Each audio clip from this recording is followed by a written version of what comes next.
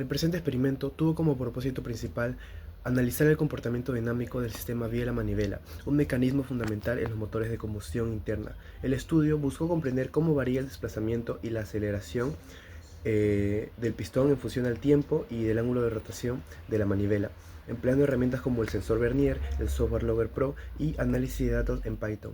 El objetivo específico fue identificar y descomponer las componentes armónicas del movimiento aplicando la transformada de Fourier para aislar el primer y segundo armónico. A lo largo de la experiencia se realizaron múltiples pruebas con distintas velocidades angulares, cuyos datos fueron procesados y ajustados para garantizar un comportamiento lo suficientemente periódico en las señales de aceleración, condición necesaria para la aplicación correcta de la transformada de Fourier.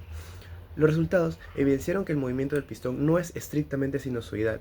Aunque puede aproximarse a un movimiento armónico simple, la geometría del sistema, particularmente la longitud finita de la biela, introduce la desviación que genera componentes anarmónicos. Esto se manifestó en la aparición de un segundo armónico claramente visible en el espectro de Fourier de la aceleración, el cual no solo confirmó las predicciones teóricas, sino que además permitió cuantificar la distorsión originada por la estructura del sistema. La presencia de este segundo armónico constituye un aspecto relevante en la ingeniería de motores. En sistemas reales, como los motores de 4 cilindros, la acumulación de armónicos puede producir vibraciones mecánicas que afectan la eficiencia, la durabilidad y el confort. En consecuencia, comprender su origen y comportamiento desde el laboratorio proporciona una base sólida para futuras aplicaciones en ingeniería automotriz. En conclusión, la experiencia permitió validar experimentalmente la existencia de armónicos en el sistema biela-manivela, demostrar la desviación del movimiento respecto al más ideal y desarrollar competencias en adquisición, análisis y procesamiento de señales físicas mediante herramientas computacionales. Asimismo, se aplicaron conceptos clave como aceleración, biela, pistón, armónicos, anarmónicos y Fourier, fundamentalmente para vincular el modelo teórico con el comportamiento físico real del sistema. Bien, en cuanto a métodos, tenemos principalmente cuál fue el equipo utilizado para el proceso de experimentación. Pues se usaron diferentes componentes como el red dinámico con escala, lo que permitió el movimiento lineal del carrito deslizante, garantizando la estabilidad y alineación. Se usó también un sensor de movimiento de Vernier, un carrito deslizante, una biela, una manivela, una interfaz de Vernier de datos, una laptop con Logger Pro, soportes, pernos, tuercas y abrazaderas. Básicamente esos son todos los componentes que utilizamos para el proceso de experimentación. ¿Y cómo fue el proceso en sí? Pues básicamente consistía en tres fases. Primero, la fase de montaje. Se fijó el riel dinámico a la mesa y se instaló la manivela en el soporte mediante las abrazaderas. También se ensambló la biela entre la manivela y los carritos con pernos y tuercas. Conectamos también sensores a la interfaz de Vernier y la cual fue lanzada en la laptop. ¿No? Recordar que esos sensores nos permitió reconocer la rotación y el movimiento de cada una de ellas. En cuanto a la configuración, bueno, usamos Lower Pro para verificar la detección de los sensores. Se utilizaron tres tipos de velocidades de muestreo, tanto en 10 Hz, 20 Hz y 30 Hz. Se utilizó también un rango de adquisición entre 10 a 20 segundos. Y bueno, para registro de datos, principalmente se giró la manuela de la manivela a velocidad constante. eh, Se giró manualmente. También registramos las señales de posición, velocidad y aceleración, tanto del carrete como de la manivela. Se repitió el procedimiento para cada una de esas frecuencias. Y finalmente los datos obtenidos se exportaron en archivos de texto con un formato estandarizado, lo que nos permitió poder hacer un análisis después de cada uno de esos archivos. Hicimos un análisis posterior de movimiento y de sus componentes armónicas mediante Fourier, ¿no? Y bueno, esas son las imágenes en cuanto al proceso de, bueno, la metodología en sí que empleamos. En la parte de resultados, aquí tenemos primero el ángulo versus el tiempo. Podemos notar que la curva es lineal, pero con pequeñas variaciones, reflejando un movimiento circular uniforme, pero pequeñas variaciones. Luego tenemos la velocidad angular versus el tiempo, que se tiene valores negativos, pero sigue una forma sinusoidal. Ahora, para la aceleración angular versus el tiempo, tenemos valores positivos y negativos que también denotan una forma sinusoidal. Ahora, sobre los resultados. Eh, para las pruebas de 10 Hz se muestra una variabilidad tanto en la primera prueba como en la segunda prueba, también en la tercera. Estas, la segunda prueba, que son de 20 Hz, se nota gran variabilidad, así como en las pruebas de 10 Hz. Y de aquí tenemos un ajuste, como los datos de entrada.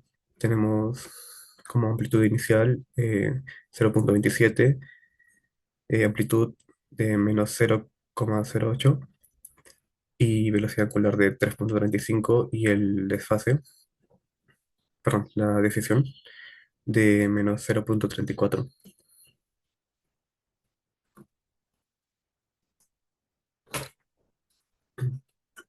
Aquí se utilizó la posición del pistón versus el ángulo de la manivela, que se denota que es sinusoidal y luego se ven las demás pruebas. Y para aquí la tercera prueba 2 se utilizó la transformada discreta de Fourier para el primer armónico, el fundamental, que se terminó con una amplitud de 0,97 y con una frecuencia de 0,55. Aquí el primer armónico se refleja y el segundo también en la gráfica. Gracias. Bueno, de las 8 pruebas que mencionó anteriormente mi compañero, marcamos un rango de 1 a 20 segundos a todas las pruebas. Esto para ver el evolutivo de la señal. Además, para lograr el ajuste realizamos una multiplicación de un factor importante, que es la cantidad de ciclos por segundos del omega, que más adelante voy a explicar un poquito mejor. Esto fue crucial para el ajuste no lineal. Ahora, para este caso vemos un poco de fluctuaciones y perturbaciones en la gráfica, en la señal, con respecto a nuestros datos de experimentación. Esto nos da a entender que el ajuste no es muy bueno o correcto, pero logramos hacer un ajuste no lineal con un multiplicador importante, que es el omega. Luego también hemos hecho prueba con otros datos. Esto con respecto a la prueba 1-2, donde también vemos perturbaciones y fluctuaciones tanto en la posición, en la velocidad y en la aceleración. También hemos realizado una prueba tercera, donde también vemos perturbaciones, por así decirlo, en la aceleración, en la velocidad y un poco en la posición.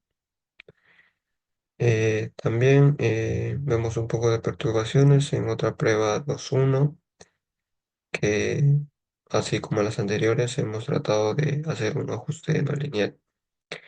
En esta prueba también vemos más perturbaciones, aquí es un poco más notable, tanto en la velocidad también, que es importante, y acá sí. Para este caso, con respecto a esta prueba en particular, la prueba 2.3, es básicamente con lo que vamos a tomar como referencia, ya que fueron buenos datos, por así decirlo. Y aquí sí realizamos un buen ajuste no lineal. Esto gracias al multiplicador que antes mencionamos, pero en este caso hemos identificado un multiplicador de 2,5, que es la cantidad de ciclos por segundos. En este caso, aproximadamente la cantidad de ciclos eh, y el tiempo en segundos es de 7,5 a 12,5, que es 5 segundos. En este caso lo hemos tomado así para poder hallar este multiplicador que va al omega. Ahora, esto dando como resultado los valores ajustados, que en primer lugar tenemos a la posición de equilibrio con un valor de 0,2712, a la amplitud de oscilación de 0,0852, También tenemos a la frecuencia angular con 3,3575 radianes y al desfase con 0,3436 radianes. Ahora, también hemos seleccionado, dado a esta prueba que hemos tomado un buen ajuste, hemos seleccionado un rango de 1 a 12, donde vemos los ciclos mayormente visibles y un buen ajuste. Además, en esta serie de tiempo, también puedo decir que aproximadamente si realizamos un movimiento circular uniforme. Además, ahora con respecto a la relación de la posición, sí se comporta más o menos como una función sinusoidal, sin embargo existen leves asimetrías, pero podemos decir en general que tiene un movimiento sinoidal. Ahora, también hemos realizado otras pruebas, una prueba 3.1 donde en realidad vemos también perturbaciones, no creo que nos sirva, pero con esta prueba 3.2 también lo vamos a usar más adelante, porque también hemos tenido unos buenos datos. Luego, con respecto a la transformada discreta de Fourier, identificamos los dos primeros armónicos, donde básicamente tenemos al primer armónico, que es el fundamental, con una frecuencia de 0,55. Luego tenemos al segundo armónico, que básicamente es de la fórmula que recordamos, n por la frecuencia fundamental, que es la primera, con un valor de frecuencia de 1,1 Hz. Ahora, el primer armónico en el gráfico lo podemos identificar claramente, el grande. Luego también vemos el segundo armónico, que es el de acá, que podemos ver. Mm, Esto hay que tomar en cuenta que fueron tomados con la prueba 3.2, como mencioné anteriormente. Luego, ahora con el análisis espectral, vemos vemos densidad de bolitas, porque hemos cogido un rango para la aceleración del tiempo. En este caso, en el rango vemos un poco de uniformidad en estos ciclos que hemos escogido, 1, 2, 3, 4 y 5, en estos ciclos que hemos escogido, y con eso es lo que vamos a trabajar. Ahora, esto ya es un gráfico que hicimos para que sea más representativo y se pueda identificar mejor los armónicos, el de acá, el primero y el segundo, para que sea más representativo y visible también el espectro de Fourier con sus armónicos identificados. Ahora, finalmente tenemos gráficamente esta reconstrucción que se nos pidió de la señal de aceleración mediante la suma de los primeros dos armónicos que hallamos previamente. Vemos que no es tan perfecto, pero se asemeja mucho a la señal original, al menos sigue el comportamiento. Sin embargo, hay muchas desviaciones que en realidad esto se debe a la pérdida de información de los armónicos siguientes que aparecen en la señal. Si bien efectos como resonancia o errores experimentales pueden contribuir a la causa principal de los armónicos adicionales, es la naturaleza no lineal, en realidad, del movimiento del pistón inherente a la geometría del sistema vía la manivela. Eso está respaldado básicamente por tres puntos. El primero, por las ecuaciones teóricas que predicen múltiplos armónicos. En segundo punto, también la presencia de componentes espectrales en múltiplos enteros de la frecuencia fundamental. Y como tercer punto, también podemos decir que la ausencia de la cancelación de armónicos parece en configuraciones reales de motores, como se discute en la sección de motor de combustión interna en la guía de laboratorio.